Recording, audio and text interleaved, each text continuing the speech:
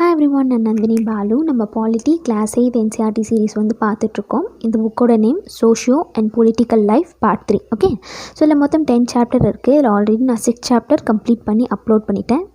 பார்க்காதவங்க போய் செக் பண்ணி பார்த்துக்கலாம். அண்ட் இன்றைக்கி வந்து நம்ம 7 சாப்டர் வந்து பார்க்க போகிறோம். இந்த சாப்டரோட நேம் அண்டர்ஸ்டாண்டிங் மார்ஜினலைசேஷன். ஃபர்ஸ்ட் வந்து மார்ஜினலைஸ்னால் என்ன அப்படின்னு சொல்லி பார்ப்போம். இப்போ வந்து 5 பேர் இருக்காங்கன்னு வச்சுக்கோங்களேன். இதில் வந்து 4 பேர் வந்து ஒரே குரூப்பில் இருக்காங்க அண்ட் ஒருத்தர் மட்டும் தனியாக இருக்காங்கன்னா, ஸோ அந்த ஒருத்தர் தான் வந்து நம்ம மார்ஜினலைஸ்ட் அப்படின்னு சொல்லுவோம். ஸோ ஒரு சில காமனான காஸ் வந்து பார்க்கலாம். ஸோ இதெல்லாம் மூலியமாக வந்து ஒருத்தர் வந்து மார்ஜினலைஸ்டாக ஆகலாம் அப்படின்னு. ஸோ ஃபர்ஸ்ட் பார்த்தீங்கன்னா வந்து டிஃப்ரெண்ட் லாங்குவேஜ். ஃபார் எக்ஸாம்பிள் இப்போ வந்து சவுத்துலேருந்து ஒருத்தவங்க வந்து நார்த்துக்கு போகிறாங்கன்னா, ஸோ அந்த மாதிரி டைமில் வந்து அவங்க வந்து அங்கே தனியாக இருக்க வேண்டியிருக்கும். பிகாஸ் அங்கே மெஜாரிட்டி பீப்புள் வந்து வேறு லாங்குவேஜ் பேசுகிறாங்க, நம்ம வந்து வேறு லாங்குவேஜ் பேசுகிறோம். ஸோ அந்த மாதிரி ஒரு விஷயம் இருக்கலாம். இல்லை வெவ்வேறு வந்து கல்ச்சர் இருக்குது அப்படின்னா வெவ்வேறு ரிலீஜியன் வந்து இருக்காங்க.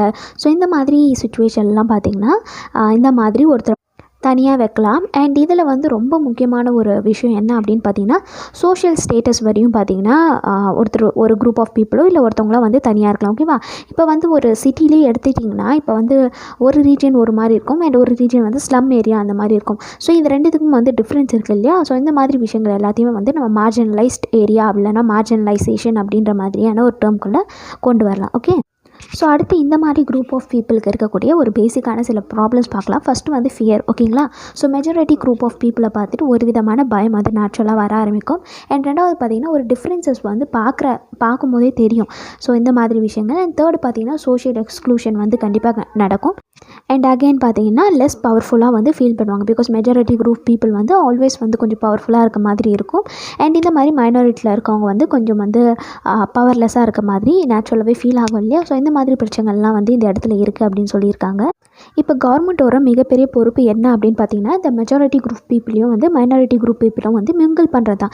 பிகாஸ் அப்படி மிங்கிள் பண்ணும்போது தான் வந்து இவங்களுக்கு தேவையான இந்த ப்ராப்பர் எஜுகேஷனாக இருக்கட்டும், ஸோ லைஃப் குவாலிட்டியாக இருக்கட்டும், so health facility, sanitation, so இதெல்லாத்தையும் வந்து கவர்மெண்ட் வந்து இம்ப்ரூவ் பண்ணி கொடுக்கும்போது என்ன ஆகும்னா, இவங்களும் வந்து கொஞ்சம் டெவலப் ஆவாங்க, அவங்களோட லைவ்லிஹுட்டெல்லாம் கொஞ்சம் பெட்டராக மாறும். ஸோ இந்த மாதிரி இருக்கும்போது இவங்க 2 பேரும் மிங்கிள் ஆகிறதுக்கு நிறைய வாய்ப்பு இருக்குது. அண்ட் அந்த மாதிரியான பாசிபிலிட்டிஸை யார் கொண்டு தருவா அப்படின்னு பார்த்தீங்கன்னா, கவர்மெண்ட் வந்து பண்ணி தருவாங்க. ஓகேங்களா? ஸோ இது போல் இருக்கக்கூடிய 2 முக்கியமான கம்யூனிட்டியை பற்றி இன்றைக்கி வந்து பார்க்க போகிறோம். ஸோ ஒன்று பார்த்திங்கன்னா ஒரு ட்ரைபல் கம்யூனிட்டி ஆதிவாசிஸ் அண்ட் இன்னொன்று பார்த்திங்கன்னா முஸ்லீம் கம்யூனிட்டி. ஓகேங்களா? ஸோ ஃபஸ்ட்டு ஆதிவாசிஸை பற்றி எடுத்துக்கிட்டிங்கன்னா, இவங்க தான் வந்து ட்ரைபல் பீப்புள் பற்றி நான் சொல்லியிருக்கேன் இல்லையா? ஸோ இவங்க வந்து அந்த ஃபாரஸ்ட்டை ஃபுல்லாக கண்ட்ரோலில் வச்சுருப்பாங்க. ஸோ ஒரு காலத்தில் பார்த்திங்கன்னா பயங்கர ரிச்சாக இருந்திருப்பாங்க. ஸோ அவங்களுக்குன்னு ஒரு கல்ச்சர் இருக்கும், அவங்களுக்குன்னு ஒரு சில கஸ்டம்ஸ் எல்லாம் அவங்க ஃபாலோ பண்ணிகிட்ருப்பாங்க. ஈவன் ட்ரெஸ்ஸிங்ஸ் கூட பார்த்திங்கன்னா டிஃப்ரெண்ட்டாக இருக்கும் இல்லையா? ஸோ அவங்க வந்து இப்போ சிட்டியில் இருக்க பீப்புளோட ஒட்ட மாட்டாங்கனாலும் ஸோ அவங்களுக்குன்னு ஒரு சில தனித்துவம் வந்து கண்டிப்பாக இருக்கும். ஸோ அதனால தான் இங்கே கொடுத்துருக்காங்க.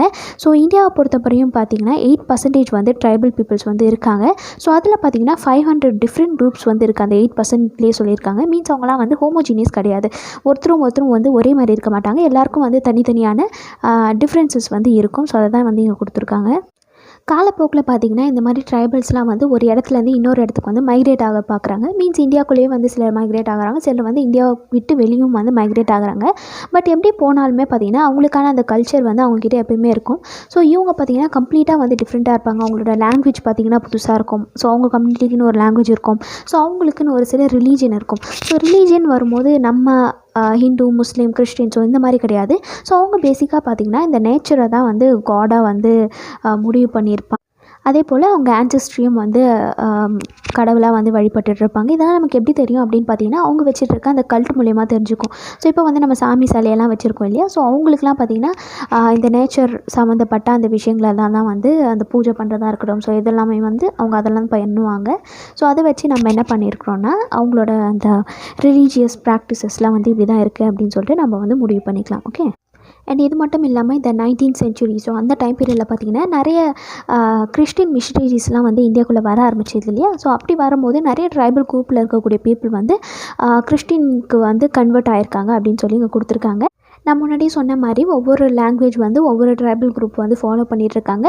பட் அதில் முக்கியமாக பார்த்திங்கன்னா சாந்தலி அப்படின்ற ஒரு லாங்குவேஜ் வந்து கொடுத்துருக்காங்க. பிகாஸ் அது வந்து லார்ஜ் நம்பர் ஆஃப் பீப்புள் வந்து அந்த லாங்குவேஜை யூஸ் பண்ணிகிட்டு இருக்கிறதுனால அதை வந்து இங்கே மென்ஷன் பண்ணியிருக்காங்க. ஓரளவுக்கு பார்த்திங்கன்னா இந்தியா டெவலப் ஆரம்பித்த அப்புறம் பார்த்திங்கன்னா நிறைய டெவலப்மெண்டல் ப்ரோக்ராம்லாம் வந்து நடக்க ஆரம்பிக்குது. ஃபார் எக்ஸாம்பிள் ஃபாரஸ்ட்டை ப்ரொடெக்ட் பண்ணுறதுக்காக லா போடுறாங்க, புதுசாக டேம் கட்டுறாங்க, மைனிங் ப்ராசஸ் வந்து நடக்குது. அண்ட் இது இல்லாமல் வந்து இந்த வைல்ட் லைஃப் எல்லாம் வந்து ப்ரொடெக்ட் பண்ணுறதுக்கு நேஷ்னல் பார்க்கு இந்த மாதிரியெல்லாம் செட்டப் பண்ணுறாங்க. ஸோ மிலிட்ரி பர்பஸ், ஸோ இந்த மாதிரி எல்லாத்துக்குமே பார்த்திங்கன்னா இந்த ஃபாரஸ்ட் ரீஜியன், ஸோ இந்த ட்ரைபல் இருந்த ரீஜியன்ஸை வந்து கவர்மெண்ட் வந்து யூஸ் பண்ண ஆரம்பிக்கிறாங்க. ஸோ இந்த மாதிரி யூஸ் பண்ணும்போது பார்த்திங்கன்னா பயங்கரமாக அதுக்குள்ளேயே ரொம்ப வருஷமாக ரொம்ப காலமாக வந்து இருந்த அந்த ட்ரைபல்ஸ்லாம் வந்து பாதிக்கப்படுறாங்க. ஸோ அதில் நடந்த ஒரு இன்சிடெண்ட் தான் பார்த்திங்கன்னா நிலம்கரி ஹில்ஸில் பார்த்திங்கன்னா கூன் டைப் வந்து இருந்திருக்காங்க. அவங்க எந்த ரீஜனில் இருந்திருக்காங்கன்னா ஒடிசாவில். ஓகேங்களா. ஸோ அங்கே வந்து ஒரு அலுமினியம் பிளான்ட் வந்து வரணும் அப்படின்றதுக்காக அவங்களெல்லாம் வந்து கிளியர் பண்ணணும் அப்படின்ற மாதிரியான சுச்சுவேஷன் வருது. ஸோ அந்த டைமில் பார்த்திங்கன்னா அவங்களுக்கு சப்போர்ட்டாக வந்து நிறைய அந்த என்விரான்மெண்டலிஸ்ட் அண்ட் அதுக்கப்புறம் ஆக்டிவிஸ்ட்லாம் வந்து குரல் கொடுக்குறாங்க அப்படின்னு சொல்கிறாங்க.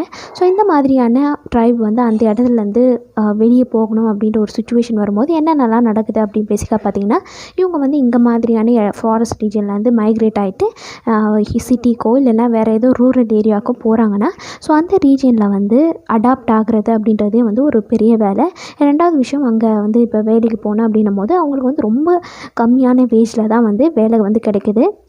அண்ட் அது மட்டும் இல்லாமல் பார்த்திங்கன்னா அங்கே இருக்கக்கூடிய அந்த கிளைமேட்டாக இருக்கட்டும், ஸோ எல்லாமே வந்து அவங்களுக்கு செட் ஆகணும். அண்ட் மால் நியூட்ரிஷன் மாதிரி பிரச்சனை இருக்குது, பாவர்ட்டியில் வந்து தள்ளப்படுறாங்க. ஸோ இந்த மாதிரி ஃபோர்ஸ்ஃபுல்லாக வந்து நிறைய பிரச்சனை வந்து அவங்க மேலே வந்து திணிக்கப்படுது. ஸோ இந்த மாதிரியான விஷயங்கள்லேருந்து அவங்கள வெளியே கொண்டு வரணும் அப்படின்றதுக்காக கவர்மெண்ட் வந்து அவங்களுக்காக இப்போ ஜாப் ரிசர்வேஷனாக இருக்கட்டும், ஸோ எஜுகேஷன் பேக்ரவுண்டு சரியில்லைன்னா அதுக்கான ரிசர்வேஷன் அண்ட் அதுக்கப்புறம் பார்த்திங்கன்னா ஸ்காலர்ஷிப், ஸோ இந்த மாதிரி எல்லாமே வந்து கவர்மெண்ட் வந்து செய்வாங்க. அண்ட் அது மட்டும் இல்லாமல் ஒரு சில லாவும் வந்து இவங்களோட ப்ரொடெக்ஷனுக்காகவும் இருக்குது. ஓகேங்களா. ரெண்டாவது விஷயம் என்ன பார்க்க போகிறோம் அப்படின்னா மைனாரிட்டிஸ் பற்றி பார்க்கலாம். நான் முன்னாடியே சொன்ன மாதிரி இங்கே மைனாரிட்டிஸ்ன்னு எதை குறிக்கிறாங்கன்னா முஸ்லீம்ஸை வந்து கொடுக்குறாங்க ஒரு எக்ஸாம்பிளாக. பட் மைனாரிட்டிஸ் அப்படின்னு பார்க்கும்போது நிறைய பேர் இருக்காங்க. பட் இங்கே வந்து முஸ்லீம்ஸை பற்றி தான் பேசுகிறாங்க. ஸோ ஃபர்ஸ்ட் என்ன சொல்லியிருக்காங்க அப்படின்னு பார்த்தீங்கன்னா மைனாரிட்டி அப்படின்ற ஒரு வேர்டுக்கான மீனிங் என்னன்னு தெரிஞ்சுக்கணும். ஸோ எந்த ஒரு விஷயமும் வந்து கம்மியான நம்பரில் இருந்துச்சுன்னா ஸோ அதை தான் வந்து நம்ம மைனாரிட்டி அப்படின்னு சொல்லுவோம். ஸோ இங்கே இந்தியாவில் பொறுத்த வரையும் பார்த்திங்கன்னா 14.23% வந்து முஸ்லீம்ஸ் வந்து இங்கே இருக்காங்க அப்படின்னு சொல்கிறாங்க. எஸ், அது வந்து ஒரு டீசென்ட் அமௌண்ட் தான். பட் இருந்தாலும் 100% கம்பேர் பண்ணும்போது ரொம்ப கம்மியான ஒரு பர்சன்டேஜில். ஸோ அதனால் இவங்களை வந்து மைனாரிட்டி அப்படின்னு சொல்கிறாங்க. ஸோ இந்த மாதிரியான மைனாரிட்டி குரூப்பை வந்து ப்ரொடெக்ட் பண்ண வேண்டியது அப்படின்றது கவர்மெண்ட்டோட பொறுப்பு இல்லையா. ஸோ எந்த மாதிரி ப்ரொடெக்ட் பண்ணுவாங்க அப்படின்னு பார்த்திங்கன்னா அவங்களுக்கான ஒரு சில ப்ரொடெக்டிவ் மெஷர்ஸ்லாம் வந்து எடுக்கிறது, அவங்களுக்கான லாஸ் வந்து கொடுக்குறது. ஸோ இந்த மாதிரியான சில விஷயம் வந்து அவங்களுக்காக செய்யும் போது என்னென்னா அவங்க கொஞ்சம் வந்து சேஃபாக வந்து ஃபீல் பண்ணுவாங்க. ஸோ அதுக்காக கவர்மெண்ட் வந்து நிறைய ஸ்டெப்ஸ் வந்து முன்னாடியும் எடுத்துகிட்டு இருந்தாங்க அண்ட் இப்பயும் வந்து எடுத்துகிட்டு இருக்காங்க. ஓகேங்களா. ஸோ அடுத்தது வந்து ராஜேந்தர் சச்சர் கமிட்டி அப்படின்னு சொல்லி ஒரு கமிட்டியை வந்து ஃபார்ம் பண்ணுறாங்க. எதுக்காக அப்படின்னு பார்த்தீங்கன்னா இந்த முஸ்லீம்ஸோட சோஷியல், எக்கனாமிக் அண்ட் எஜுகேஷ்னல் அந்த குவாலிட்டி வந்து எப்படி இருக்குது, ஸோ அதை பற்றிலாம் வந்து எக்ஸாமின் பண்ணுறதுக்காக இந்த கமிட்டியை வந்து ஃபார்ம் பண்ணுறாங்க அப்படின்னு சொல்லியிருக்காங்க. அண்ட் அடுத்து கொடுத்துருக்க ஒரு முக்கியமான ஒரு விஷயம் என்ன அப்படின்னு பார்த்தீங்கன்னா கெட்டாயிசேஷன் அப்படின்னு சொல்லுவாங்க. ஸோ அப்படின்னா என்னென்னா ஸோ ஒரு சில ஏரியாவில் பார்த்தீங்கன்னா வந்து வெறும் முஸ்லீம்ஸ் மட்டும் இருப்பாங்க, ஒரு சில ஏரியாவில் பார்த்தீங்கன்னா வெறும் மார்வாடிஸ் மட்டும் இருப்பாங்க. ஸோ இந்த மாதிரிலாம் வந்து ஒரு சில ஏரியா வந்து இருக்கும் இல்லையா. ஸோ இதெல்லாம் எதுக்காக அப்படின்னு பார்த்தீங்கன்னா அந்த மாதிரி ரீஜியனில் வந்து அவங்க என்ன பண்ணுவாங்கன்னா கொஞ்சம் ப்ரொடெக்டடாக வந்து ஃபீல் பண்ணுவாங்க. மீன்ஸ் எல்லாமே வந்து நம்ம ஆளுங்களாக இருக்காங்க, ஸோ எந்த பிரச்சனையும் இல்லை அப்படின்ற மாதிரி கொஞ்சம் ஒத்துமையாக இருப்பாங்க. பட் இதில் இருக்கக்கூடிய டிஸ்அட்வான்டேஜ் என்ன அப்படின்னு பார்த்தீங்கன்னா அவங்கள வந்து என்னென்னா இந்த மெஜாரிட்டி பீப்புள்லேருந்து என்ன பண்ணிப்பாங்கன்னா அப்படியே அவங்களாவே வந்து தள்ளி வச்சுக்கிறாங்க. ஸோ இது வந்து ஒரு நெகட்டிவான ஒரு விஷயம் அப்படின்ற மாதிரி இங்கே கொடுத்துருக்காங்க. இந்த மாதிரி விஷயங்கள்லாம் பார்த்திங்கன்னா இந்தியா மாதிரியான கண்ட்ரியில் வந்து வேலைக்காகாது இல்லையா. ஸோ அதுக்காக கவர்மெண்ட் என்ன பண்ணுவாங்கன்னா முடிஞ்ச அளவுக்கு வந்து இந்த மெஜாரிட்டி குரூப் ஆஃப் பீப்புளையும் மைனாரிட்டி குரூப் ஆஃப் பீப்புளையும் வந்து லிங்க் பண்ணுறதுக்கு என்னெல்லாம் பண்ண முடியுமோ அது எல்லாத்தையும் வந்து செய்வாங்க. இந்த மைனாரிட்டி குரூப் ஆஃப் பீப்புளுக்கு இருக்கக்கூடிய ஒரு பிக்கஸ்ட் ஃபியர், ஸோ ஒரு பயம் என்ன அப்படின்னு பார்த்தீங்கன்னா ஸோ இந்த மெஜாரிட்டி குரூப் ஆஃப் பீப்புள் வந்து அவங்களோட கல்ச்சரை, ஸோ அவங்களுக்குன்னு இருக்கக்கூடிய அந்த கஸ்டம் ப்ராக்டிசஸ், ஸோ இது எல்லாத்தையும் வந்து அழிச்சிடுவாங்களோ காலப்போக்கில் அப்படின்றது தான் வந்து அவங்களோட பயமாக இருக்கும் இல்லையா.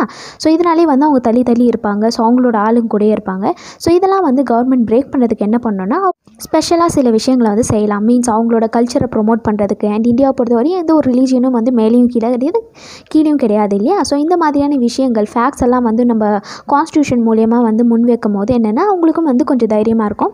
ஸோ இதெல்லாம் தான் வந்து இந்த சாப்டரில் வந்து கொடுத்துருக்காங்க. ஒரு வாட்டி புக்கில் படித்து பாருங்கள், கண்டிப்பாக உங்களுக்கு புரியும்னு நினைக்கிறேன். Okay, thank you.